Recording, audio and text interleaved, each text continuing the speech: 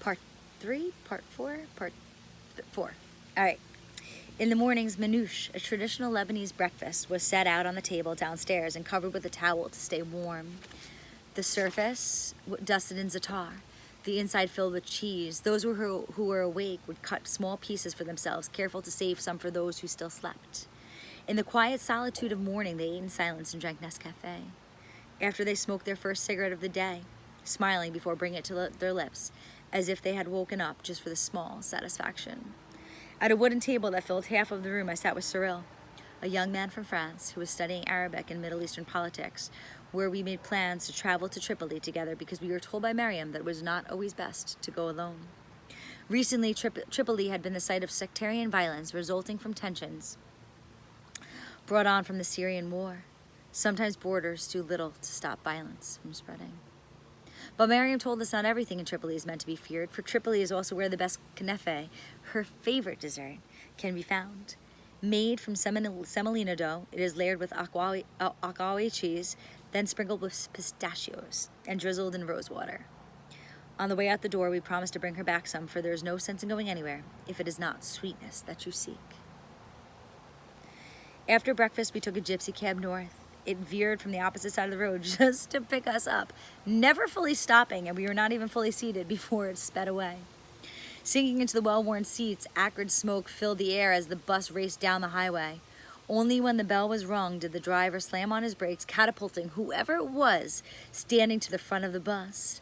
Unwilling to shout over the shabi that blasted from the radio, we stayed silent for most of the ride, taking in our surroundings and watching the Mediterranean Sea come and go from view.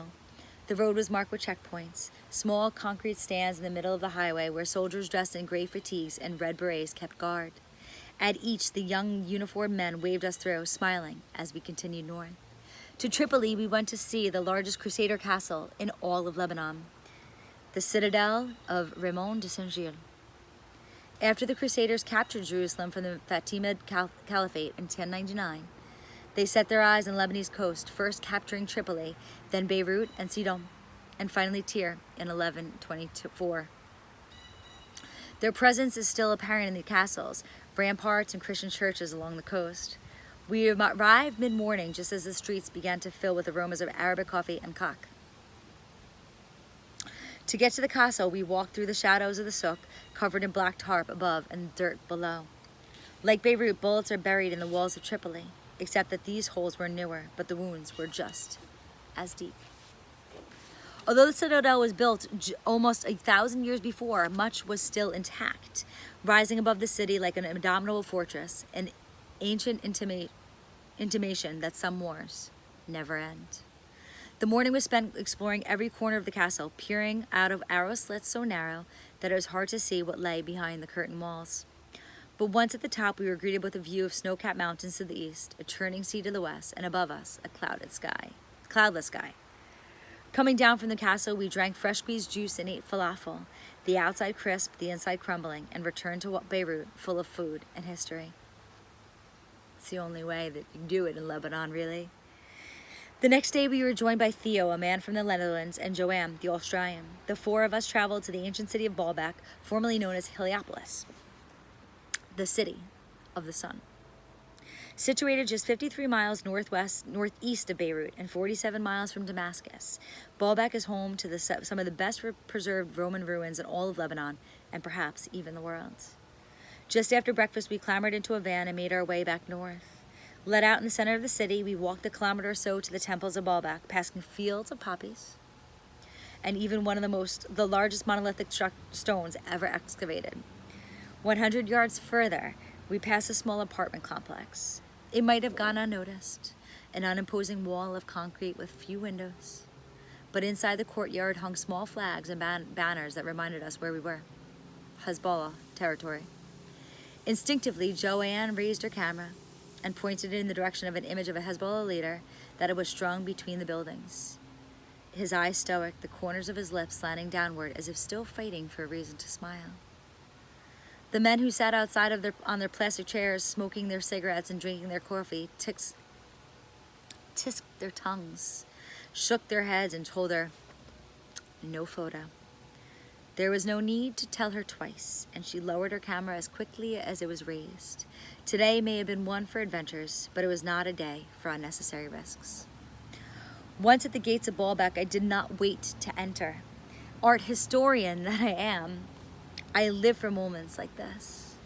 Inside, columns loomed so large that they hid the sun that they were meant to revere.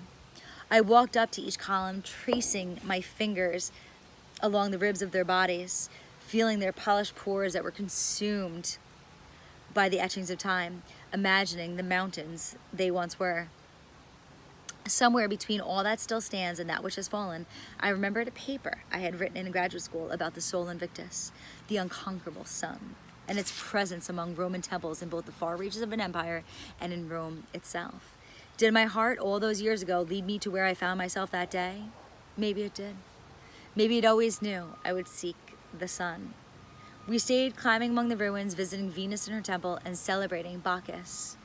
Before leaving, I turned around for one last glimpse of Baalbek, whispering in Latin as the Romans did. Veni, vidi, vici. And then, like the past, it was gone. On Thursday, there were only 3 of us, Cyril, Theo, and I. Rather than wait for a bus that did not depart until it was full, we hired a cab to take us to Tyre. We shared this cab with a young Palestinian who now lives in Dubai, who had come to visit his family in Lebanon. Here since 1948, they had been among the first to flee Palestine during the Nakba, or the catastrophe, an incomprehensible tragedy where 700,000 Palestinians were forced from their homeland, never to return. In his hands, he held a piece of paper, a little bigger than this, that measured 8 inches by 11. It was covered in plastic and so much larger than the passport I had carefully tucked away in the small pocket of my bag. Naively, I asked what it was. He paused, not yet ready to explain the inexplicable, before telling us that it was what identified him as a Palestinian, a man belonging to no land and having no country to call his own. His voice cradled a grief of unfathomable depths, and when he spoke, it was with the soft hesitation of a man for whom the word home had not a meaning, for he had never been to Palestine and might never go, but like the paper in his hands, he held it tightly, unable to let it go. He did not travel as far as us that day, but we stayed silent after he left. After all, what words can be spoken about the unspeakable?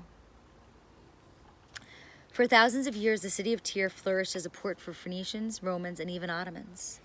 But now, so far removed from the glory of its past and so close to Lebanon's neighbors to the south, the ruins are subject to looting and pollution and occasional uprisings of violence between the two nations. The road to the ruins is wide and covered with weeds.